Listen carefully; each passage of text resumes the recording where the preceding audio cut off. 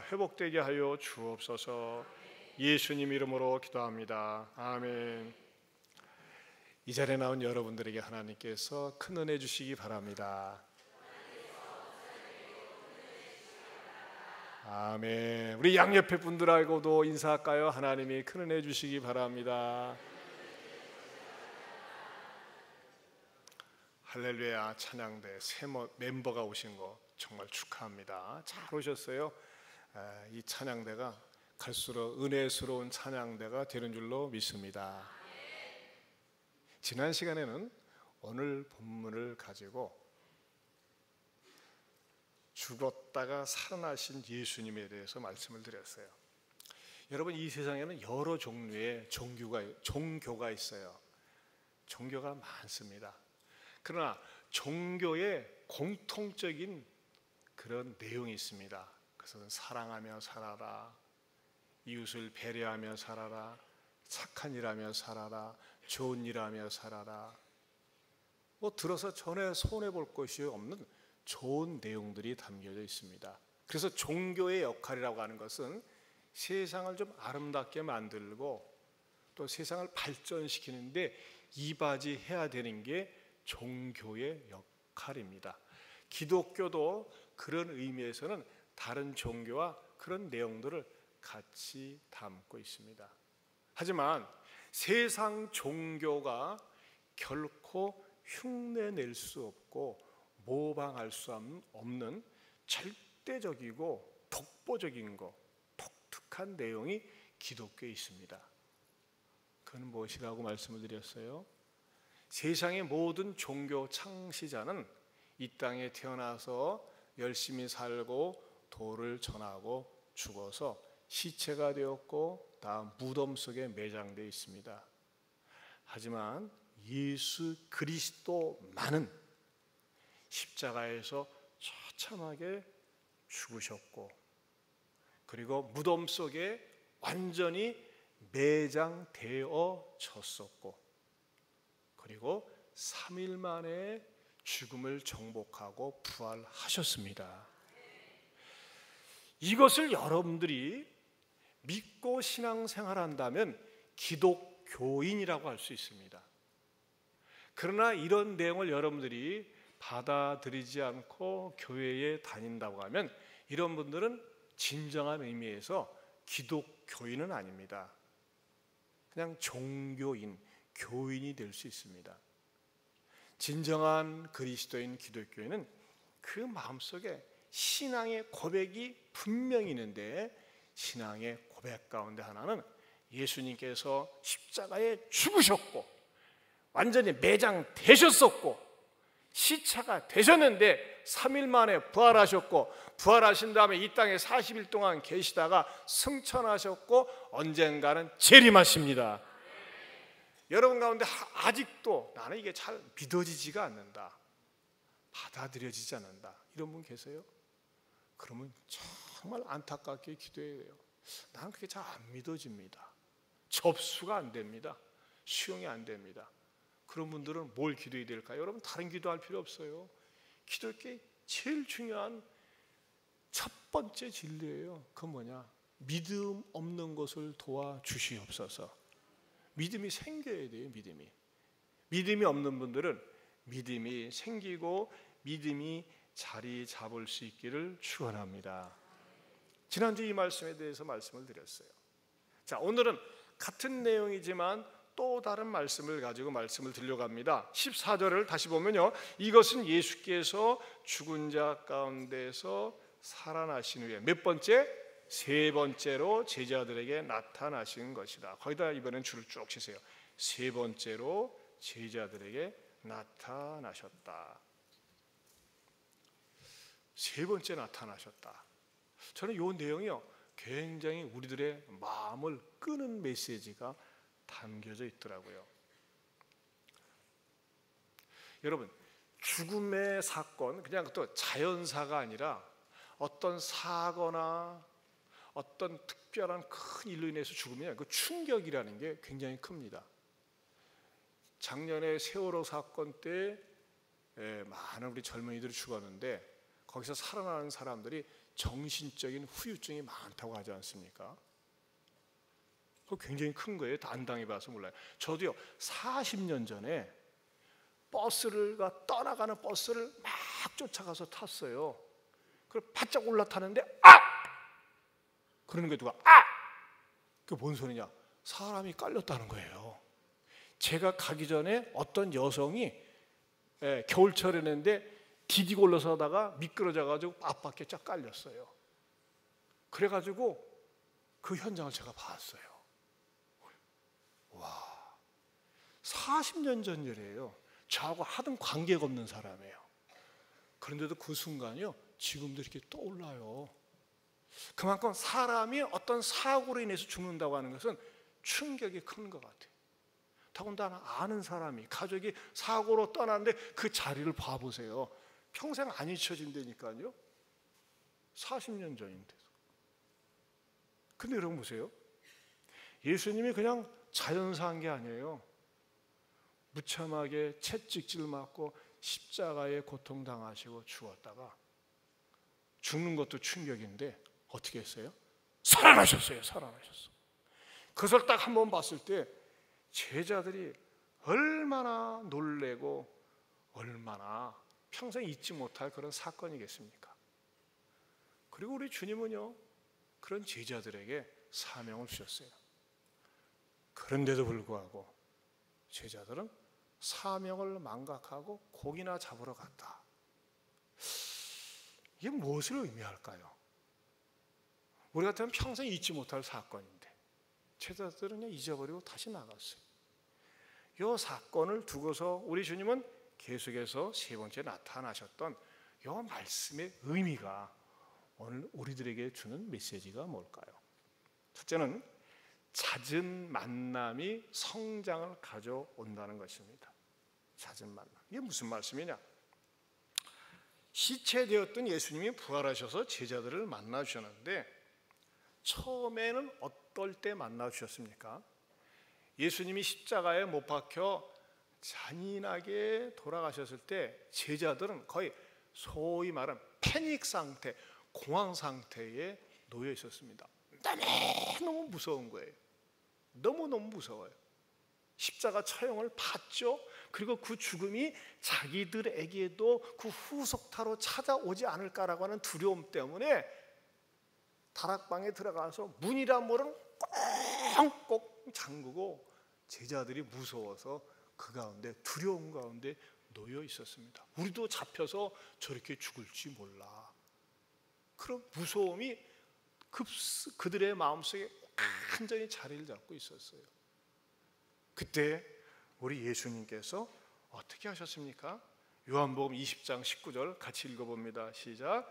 이날 곧 안식 후 첫날 저녁 때에 제자들이 유대인들을 두려워하여 모인 곳에 문들을 닫았더니 예수께서 오사 가운데 서서 이르시되 너희에게 평강이 있을지어다. 그냥 엄청난 두려움과 무서움을 예수님이 공간을 뚫고 닫혀져 있는 문들을 뚫고 초월적으로 나타나셔서 두려움을 일거에 말소시켜 주셨어요.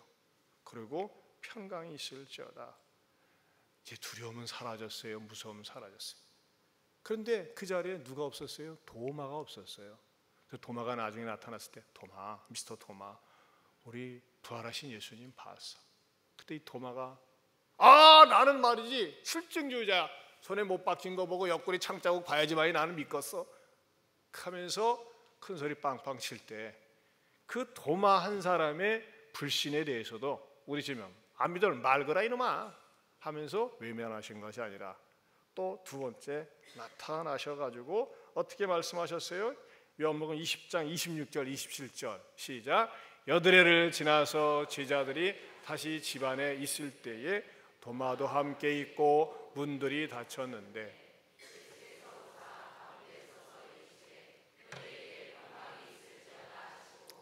도마에게 이르시되 내 손가락을 이리 내밀어 내 손을 보고 내 손을 내밀어 내 옆구리에 넣어보라. 그리하여 믿음 없는 자가 되지 말고 믿는 자가 되라. 우리 주님은 말이죠, 이 두 현장에 어떤 모습으로 나타나셨어요? 일단 공간을 초월하셨어요. 공간을. 그리고 시간도 말이죠. 전혀 예측할 수 없는 시간에 초월해서 딱 보여주셨어요. 그 정도만 됐으면요, 제자들은 정말 예수님이 대단한 분이야, 초월자야 하면서 예수님 명령을 받들고 순종하며 살았어야 되는데 또 딴 길로 간 거예요. 고기나 잡으러 가자. 이 두 사건 후에. 그런 의미에서는요, 저나 여러분이나 우리 주님께 칭찬 많이 받을 것 같아. 전주에서 멀리 오신 분들도. 왜? 우리는 주님 본 적이 없어요. 저는 들은 적은 있어요. 자기가 예수님 봤다고.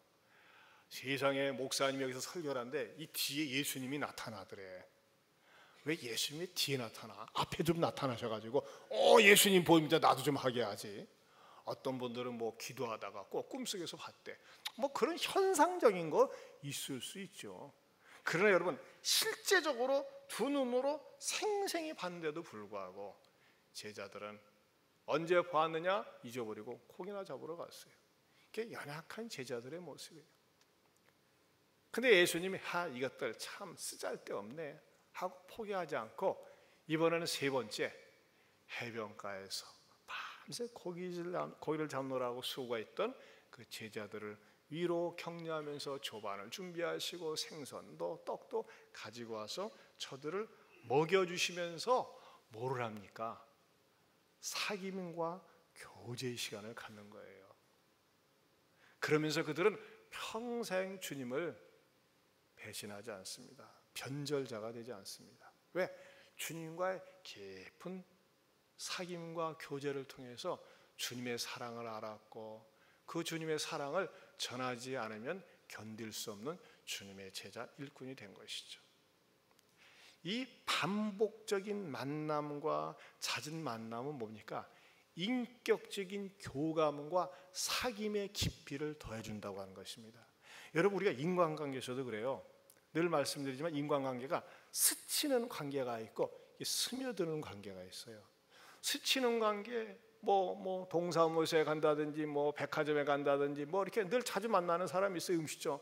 그러나 그냥 알 뿐이지 깊은 인격적인 교류가 없어요. 그리고 그 사람들하고 헤어진다고 해도 전혀 상처를 받지 않아요. 그러나 스며드는 관계는 어떤 관계입니까? 내 속에 있는 속사정을 얘기하고 때로는 아픔도 기쁨도 속상함도 얘기하고 그러면서 이 스며드는 관계를 통해서는 어떻게 됩니까?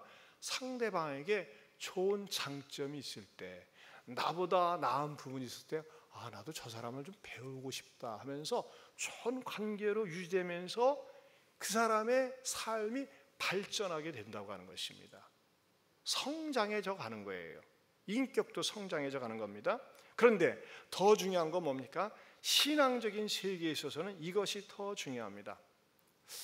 정말 안타깝고 아쉬운 게 있어요. 우리 총동원 주일날 전도 집회 때 많은 분들이, 어떤 분들 막 눈물을 흘리고 일어나고 예수 믿겠다고 결심을 해요. 어느 날 안 보여. 왜 안 보이는 걸까요? 그분이 분명히 예수 믿겠다고 일어설 때는요, 마음의 감동을 받고 믿겠다고 일어선 거예요. 그런데 어느 날 안 보이는 거예요. 왜 안 보이는 거죠? 세상의 유혹은 너무너무 많아요. 세상의 함정은 너무나 커요. 바깥에 나면 시험거리가 많아. 그런데 거기에 휩쓸리다 보니까요, 믿음이 다시 뚝 떨어져 가지고 교회에 하나님 앞에 나올 용기가 없는 거예요. 그러면 어떻게 해야 되는 것이죠? 처음 한번 하나님을 감동적으로 만난 것뿐만 아니라 자주 주님을 만나야 돼요. 자주 만나되 어떻게 만나야 됩니까? 인격적인 만남을 가져야 됩니다. 인격적인 만남은 뭡니까? 여러분, 내가 좋은 사람을 만나보세요. 어떻게 합니까? 더 만나고 싶어요? 좋은 사람, 존경하는 사람 만나보세요. 어떻게 됩니까? 자꾸 만나도 지루하지가 않습니다. 그 관계가 발전이 되는 거예요. 신앙적인 세계도 마찬가지예요. 하나님 앞에 나와서 인격적으로 주님을 만나면 만날수록 주 앞에 나와서 교제하면 교제할수록 그 주님을 닮아가고 싶고 그 주님처럼 살고 싶은 의욕이 생기는 겁니다. 욕구가 생기는 것입니다. 이것을 인격적인 만남이라고 하는 것입니다. 그렇기 때문에 처음 예수 믿은 사람들, 신앙생활 한 지 얼마 안 되는 분들은 자꾸 인격적인 주님을 만나려고 열심히 의도적인 노력이 필요합니다. 시간을 투자해야 됩니다. 예배를 사모해야 됩니다. 인격적인 만남이 없으면요, 오히려 위장에 능할 수가 있어요. 위장에. 이 대표적인 사람이 누굽니까? 여러분들이 신문에 다 났기 때문에 서세원 씨 부부. 서세원 씨는 탁월한 개그맨이었어요. 말도 잘하고 책도 많이 읽고 휩쓸었어요. 근데 이 사람이 뭐예요? 또 여자 보는 눈이 있어가지고 고등학생을 꼬셔가지고 자기 아내를 삼았어요. 그게 누구죠? 서정희 씨. 서정희 씨 보면 진짜 이쁘게 생겼어요. 얼굴이 말이죠. 그리고 그런 이쁜 아내를 데려다 놓고 살면 어떻게 합니까? 정말 왕비처럼 잘 받들고 잘 섬겨야 되는데 나중에 알고 보니까 그렇게 폭언과 폭력을 휘두르는 그런 아주 저질스러운 남편이었더라고요. 이 서정희 씨가 마음고생을 많이 했어요. 그런데 서정희 씨가 먼저 예수를 믿고 내 남편이 어떻게 하면 좀 좋은 사람, 인격적인 사람이 될 수 있을까 고민하다가 뭐합니까? 신학을 시켰어요. 신학 공부하도록 뒷바라지를 하고 나중엔 목사로 만들었어요. 왜 신학 공부를 시키고 목사 시킨 거죠? 목사는 항상 좋은 말만 하니까는, 사람들이 은혜 끼치는 말을 하니까 그런 말을 하다 보면 그런 사람이 될 수 있지 않을까. 자기가 말이죠 맨날 선한 말 좋은 말 하는데 나쁜 일 할 수 있을 것인가 하면서 생각으로 말이죠 그 욕심으로 신학을 시켜가지고 공부를 해서 목사가 되는데 어때요? 바뀐 게 없어요. 바뀐 게 없어요. 저도 유혹에 넘어갈 뻔했어요. 막 그 서세환 씨가 떠가지고 막 집회 많이 다니고 갈 적에 그냥 동영상 들어보니까요 설교도 재밌게 잘하더라고요. 그래가지고 우리 교회 전도 집회 때 한번 초청할까 이렇게 수소문하다가 좀 더 지켜봐야지 하면서 그만뒀어요. 그만두기를 잘했죠. 그런데요, 뭐가 안타깝습니까? 목사가 되었는데도 불구하고 폭언과 폭력을 막 일삼았어요. 저게 무슨 목사냐? 먹사지 먹사, 잡사지. 그냥 욕을 먹었어요. 왜 그런 것일까요? 왜 그가 성경을 연구하고 성경을 가르치면서도 왜 아내에게 폭력과 폭언을 휘두르고 말이죠 부끄러움을 우리들에게 같이 안겨줬을까요? 왜 그랬죠? 주님을 인격적으로 만나지 못해서 그랬습니다. 여러분 오해하지 마세요. 목사 되었다고, 장로 되었다고, 권사 되었다고 인격적인 만남을 가져오는 건 아니에요. 변화되는 거 아니에요. 오히려 말이죠 직분이 그 사람을 위장하는 데 좋은 수단이 될 수가 있어요. 그리고 오히려 위선되게 살 수 있다고 하는 것입니다. 더 중요한 건 뭡니까? 목사나 장로나 권사나 직분자가 되기 전에 주님을 인격적으로 만나는 과정이 있어야 됩니다. 머리만 크면 안 되는 거예요. 머리만. 교회 다닌 지는 오래되었어요. 그러나 옛 습관을 여전히 끊어버리지 못하고 추잡스러운 모습, 다른 사람들한테 얘기하면 내 얼굴에 침 뱉는 거기 때문에 말을 못하고 끙끙 앓는 그런 가정들이 의외로 있을 수 있어요. 여러분 부인들이 여러분의 남편이 볼 때 정말 내 남편은 모순됐어, 저 사람은 직분작감이 아니야, 그런 분들은요 빨리 얘기하세요. 얼마나 부끄럽겠어요. 위장전술에 탁월해질 수 있다니까요. 여러분 혹시 이런 분들이 계십니까? 어떤 과정을 밟아야 됩니까? 제자들은요 시체되었다가 다시 살아난 예수님이 3번이나 만나주셨어요. 왜? 그들이 주님, 부활하신 주님을 만나서 놀래고 감동을 받았지만 정말 마음에서 우러나는 인격적인 교제를 나누면서 주님을 닮아가야지, 나도 저렇게 주님처럼 살아야지, 그런 것이 아직 형성되어 있지 않았기 때문에 주님은 부활하신 다음에 조반을 준비하시고 생선을 구우면서 말없이 섬기는 모습을 보고 제자들의 가슴속에 얼마나 깊은 감동이 있으며 또 그대로 살고 싶은 마음이 일어나지 않았겠어요? 3번째 주님을 만난 이후로 제자들은 2번 다시 한눈 팔지 않습니다. 해찰하지 않습니다. 왜? 주님과 인격적인 깊은 만남을 가졌기 때문입니다. 그런 의미에서 사랑하는 성도 여러분, 교회를 그냥 들락날락 하면 안 돼요. 주님을 인격적으로 만나서 내 모나고 삐뚤어진 인격이 담금질이 되어야 합니다. 그래서 욥기 23장 10절에 이렇게 말씀하고 있습니다. 같이 보겠습니다. 그러나 내가 가는 길을 그가 아시나니 그가 나를 단련하신 후에는 내가 숨궁같이 되어 나오리라. 여러분 어떻게 됩니까? 단련이 되어져야 됩니다. 그러면 어떻게 해야지 단련이 되어집니까? 주님을 인격적으로 만나야 돼요. 그러면 어떻게 해야지 주님을 인격적으로 만나는 겁니까? 어느 자리에서? 예배 속에서 말씀을 들을 때입니다. 데살로니가 교인들은 하나님의 말씀이 선포되어질 때에 사람의 말로 듣지 아니하고 하나님의 말씀으로 들었다고 그랬어요. 여러분들이 하나님 앞에 나와 예배드리면서 목사의 설교를 세미나 수준으로, 강의 수준으로 들으면요, 절대 주님을 인격적으로 만나지 못합니다. 제가 부족하지만 하나님이 세우신 주의 종으로 알고 계십니까? 믿습니까? 주의 종이면 뭐예요? 주의 말씀을 선포하는 거예요. 기록된 말씀을 가지고 여러분들에게 선포되어질 때, 맞아, 나 들으라고 하는 말씀이구나, 나에게 주시는 말씀이구나, 이렇게 말씀을 들을 때 그 말씀이 그 사람의 삶 속에 직접 개입이 되어져서 인격의 변화가 일어나는 것입니다. 그렇지 않으면요, 아무 의미가 없어요. 사랑하는 성도 여러분, 저는 이 시간 이 자리에서도 성령께서 이 부족한 종을 통해서 말씀이 선포되어질 때, 주님 그렇습니다, 나는 아직 멀었네요. 교회 다닌 지는 오래되었는데, 직분 맡은 지 오래되었는데, 재직이 된 지 오래되었는데, 명목상의 그리스도인이요, 형식적인 교인이요, 주님을 달라갈람 멀었습니다.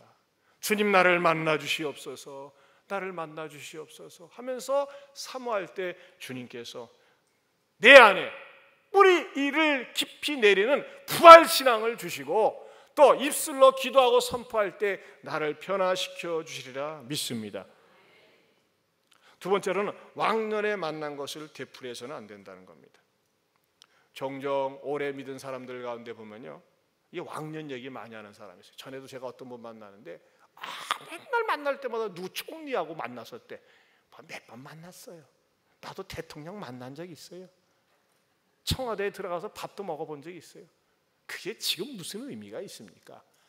내가 옛날에 중고등부 때 회장도 하고 총무도 하고 청년부 때 뭐 리더도 하고 뭐 옛날에 휘황찬란해봤자 지금 초라하면 아무 의미가 없어요.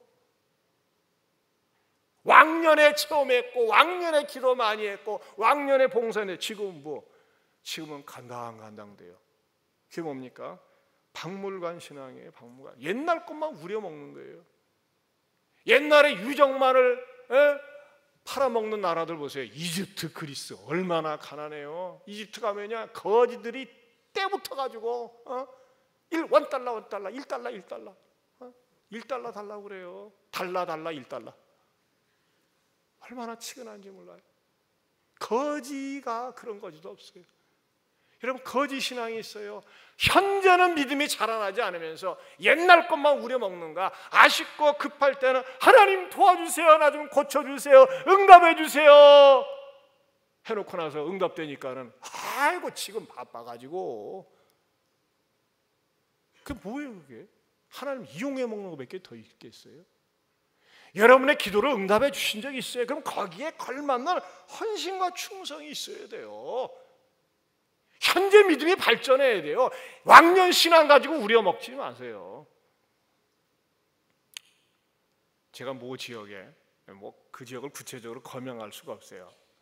용서하시고 집회를 간 적이 있는데, 그 모 지역 옆에 아주 유명한 전도왕이 출석하는 교회더라고요. 지금도요, 일주일에 한두 번은 꼭 신문에 납니다. 대문짝만하게 납니다. 무슨 전도왕. 그래서 제가 모 지역 모 교회 집회 갔다가, 그 교회는 이 대한민국의 유명한 누구 전도왕이 다니는 교회 아닙니까? 맞대. 그럼 그 전도왕 때문에 교회 엄청나게 부흥되겠네요. 그리고 그분 지금도 열심히 전도한대요. 안 한대. 그럼 교회 부흥된대요? 그냥 여전하대. 왜 근데 그렇게 그냥 신문에 나고 그럴까요? 옛날 전도 몇 번 한 거 가지고 우려먹고 다니는 거예요. 옛날 몇 번 전도한 거 가지고. 옛날 전도에서 열매가 있었어요. 지금은 뭐 강사로 다니라고 정신이 없어. 어느 날 저한테 전화가 왔어요. 목사님, 목이 완전히 그냥 쉬어가지고 홀리보이스인지 뱀장수 목소리인지, 예? 목사님, 우리가 이 막강한 전도팀 전도왕들로 팀이 구성되어 있는데 우리 팀들을 한번 초청해가지고 집회를 한번 하시죠. 엄청 붐될 것입니다. 그리고 1,000만 원만 준비하면 됩니다. 그래요. 네, 없는 것을 하겠습니다. 제가 사양했어요. 죄송하다. 지금 전도를 안 하면서 맨날 옛날에 몇 번 전도 안 가가지고 우려먹고 말이죠. 그럼 되겠어요? 자기 스스로, 그 사람은 지금 유명한 스타가 되어 있어요. 하지만 스스로 타락한 사람이 되었어요. 얼마나 불행한지 모르겠어요. 사랑하는 성도 여러분, 과거 한때 내가 열심 낸 거 지금은 열심 내지 못하면서 얘기하지 마세요. 하나님이 다시 한번 이 시간에 첫사랑, 첫믿음, 첫열심을 회복시켜 주시기를 바랍니다. 궁지에 몰렸을 때, 힘들었을 때 얼마나 애절하게 기도한 적이 있어요. 간절히 기도한 적이 있습니까? 지금은 그 보답은 고사하고 그냥 간당간당 신앙을 유지해. 그 위태로운 거예요. 부활하신 주님은요 그렇게 살라고 말씀하지 않았어요. 부활하신 주님은 능동적으로 힘있게 살라고 말씀하고 계세요. 시체 믿음이 되어서는 안 되는 거예요. 어떤 사람은 좀 쉬겠습니다 목사님 해가지고 쉰다 한 다음에 완전히 쉬어버려가지고 냄새나는 사람이 있어요. 그래서는 안 됩니다. 여러분, 믿음은 계속 발전하고 성장을 해야 돼요. 뭘 통해서? 계속 주님과의 인격적인 만남을 통해서. 여러분, 냉랭한 믿음이 오래가면요 그 사람이 그냥 냉랭한 상태에 머무르는 게 아니라 다른 사람에게 고통을 주는 사람으로 발전합니다. 자, 로스앤젤레스에 가다 보면, 로스앤젤레스가 이 대한민국보다 크지 않습니까? 사막을 향해서 쭉 가다 자동차를 타고 가다 보면요 처음에 도심지에서는 말이죠 나뭇잎들이 그냥 큰 잎사귀들이 이거 이상 큽니다. 엄청나게 푸르르고 말이죠.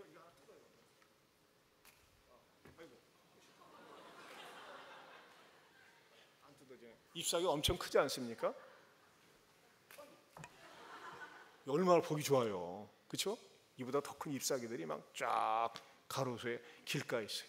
근데 사막을 쭉 향해서 가다 보면요 잎사귀들이 계속 조그매져요. 사막 한가운데 가면 잎사귀가 전부 뭐로 되어 있습니까? 가시로 되어 있어요. 선인장.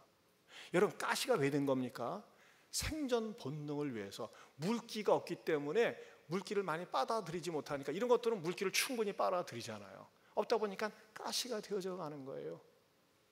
여러분, 그런 분들이 있다니까요. 은혜를 많이 받아가지고 이렇게 잎사귀가 넓어가지고 보기도 좋고 말이죠. 자기 자신도 이렇게 물을 충분히 빨아들이고 또 나무 줄기 전체를 살게 하잖아요.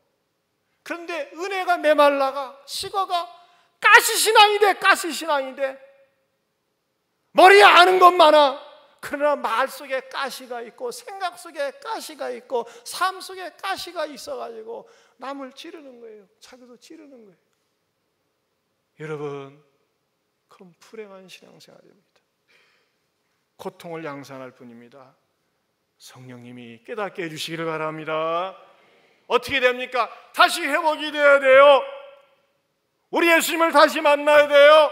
어떻게 만납니까? 우리 예수님께서는 말이죠 부활 승천하신 다음에 예수님과 똑같은 사역을 하는 성령님, 하나님의 영, 부활의 영, 성령님을 보내주셨습니다.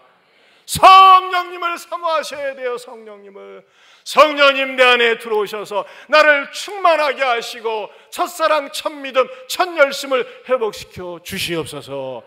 그럴 때 다시 성령님께서 나를 만나주시고 은혜 주시리라 믿습니다. 그렇기 때문에 빈들의 마른 풀같이 시들은 내 영혼을 볼 수 있어야 돼요. 우리 한번 같이 불러보겠습니다.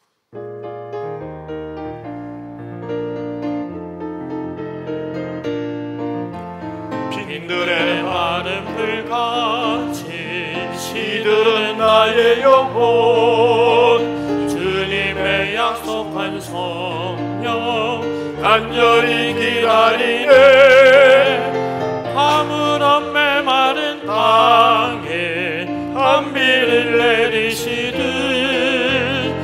성령의 단미를 보고 새 생명 주옵소서. 한가운 빗소리 들려 산천이 춤을 추네. 봄비로 내리는 성령 내게도 주옵소서. 가을한 메마른 땅에 단미를 내리시듯 성령의 단미를 부어 새 생명 주옵소서. 철 따라 우러를 내려 조목이 무성하니 갈급한 내 심령 위에 성령을 부으소서. 가물어 메마른 땅에 단미를 내리시듯 성령의 단미를 부어 새 생명 주옵소서. 참되신 사랑의 언약 어길 수 있사오랴. 오늘의 흡족하는 해 주실 줄 믿습니다. 아무런 메마른 땅에 단미를 내리시듯 성령의 단미를 부어 새 생명 주옵소서.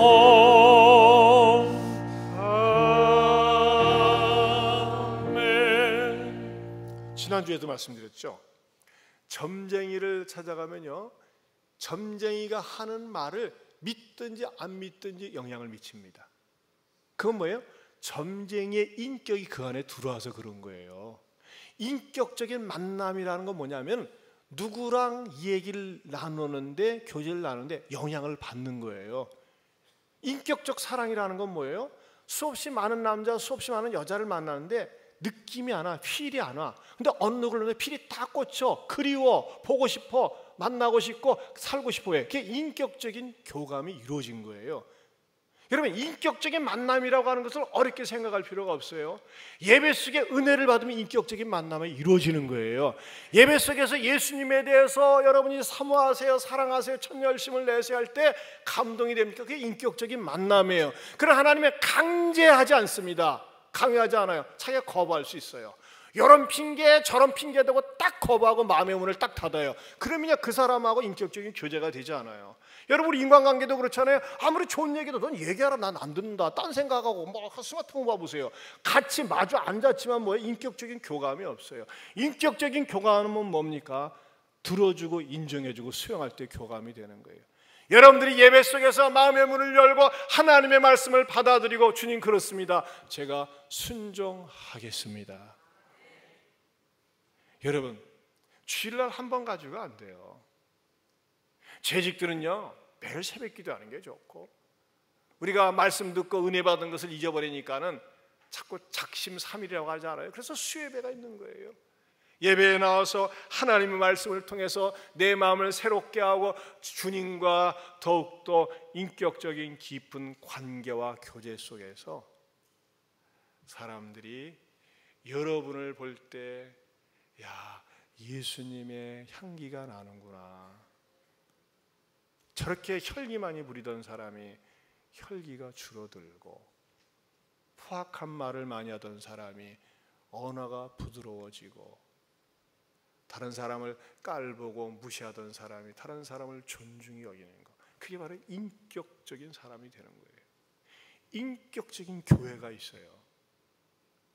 이번에 지난주 금요일날 우리 캄보디아 투어 선교팀이 왔어요. 근데 오늘 내가 메시지를 받았어요. 목사님, 너무너무 고맙습니다. 참 죄송한 얘기입니다. 그동안에 와가지고 일주일 동안 여러 교회를 방문하고 했는데 이상하게 이렇게 은근히 한 수 낮춰서 보는 거 있죠. 캄보디아 사람이라고. 네? 우리 교회에서는 정말 인격적으로 존중히 여겨주는 바람에 자존감이 회복되었다고 그러더라고요. 그러면서 이상하게 다니면서 뭔가 얻어먹으러 다니는 것처럼 위축감이 생기고 자존심 상하는데, 저희 교회에서 정말 정성스럽게 섬기고 예를 갖춰서 섬기니까 그렇게 기가 살고 감사하다고 그런 메시지가 왔어요. 얼마나 감사한지 모르겠어요. 더군다나 주님을 인격적으로 만난 사람은 어떻게 살아야 됩니까? 세 번째로 우리도 나타나 주어야 합니다. 우리도, 따라서 합시다. 우리도 나타나 주어야 합니다. 여러분, 예수님이 배신했던 제자들, 주님을 떠났던 제자들에게 나타나 주신 것처럼 우리도 말이죠, 나타나 줘야 돼요. 우리 자녀들에게 말이죠, 자녀들이 뭐 하나 잘못했다고 그래가지고 육하 원칙에 의해서 막 너무나 꼬장꼬장 따지고 또 잘못한 거 이실직고 하렸다고 얘기하면, 그래서 내가 지난번에 너한테 잘하라고 그랬잖아 하면서 말이죠, 왜 말이 없느냐 이놈아. 원래 죄인은 말이 없어요. 하면서 막 그냥 악착같이 고문하다시피 말이죠, 쪼여가지고 죄를 다 토해내고 그걸 받으려고 하는 그런 엄마들, 아빠들이 있어요. 여러분, 원래 엄마 아빠는 좀 속아주는 거예요. 그렇지 않습니까? 그게 넓은 마음이에요. 여러분, 예수님이 제자들을 만난 다음에, 여러분, 예수님이 숯불을 피웠을 때 베드로는 성경을 알고 있는 사람이에요. 숯불을 딱 보는 순간에 어떤 생각이 났을까요? 가만히 있어봐. 이사야가 나는 부정한 입술이라고 그래가지고 천사가 와서 입술을 찢은 것처럼 예수님이 저 숯불로 내 입술 찢으면 어떡하지? 그런 생각 안 났겠어요? 베드로, 너 잘 만났다. 네 주둥아리를 어떻게 했느냐? 주둥아리를 태거라! 입술을 찢어지지. 응? 찢을 수도 있겠지만 예수님 어떻게 했어요? 물어보지 않아요. 그냥 덮어줘요. 어떤 마음? 바다 같은 마음을 가지고. 여러분, 예수님을 잘 믿는다는 건요, 마음이 바다 같아야 됩니다. 또랑물, 개울물, 소리가 많아요. 바다는요, 온갖 잔물, 더러운 물, 한강물도 다 받아줘요. 옛날에 어떤 가수가 뭣도 모르고 바다가 육지라면, 바다가 육지되면 세계 망합니다. 오염 때문에. 바다가 육지라면 사랑하는 사람 만날 수는 있겠지만 망하는 거예요. 바다는 받아야 돼요. 여러분, 바다가 무슨 뜻이라? 다 받아주는 게 바다야. 다 받아줘. 여러분, 예수를 잘 믿으냐? 바다 같아야 돼요. 도량이 넓어야 돼요. 그릇이 커야 돼요. 마음의 평수가 커지는 거예요. 소인배가 있어요. 소인배는 뭡니까? 속이 좁은 게 소인배예요. 따라서 소인배는 속이 좁아. 속이 좁은 게 소인배. 대인은 뭡니까? 넓은 마음을 가져. 바다 같은 마음을 가져. 예수를 잘 믿는 사람은요, 예수님의 마음에, 예수님의 마음은 바다 같은 마음이에요. 제자들을 더 이상 묻지 않으세요. 사랑을 보여주세요. 여러분들은 어떠세요?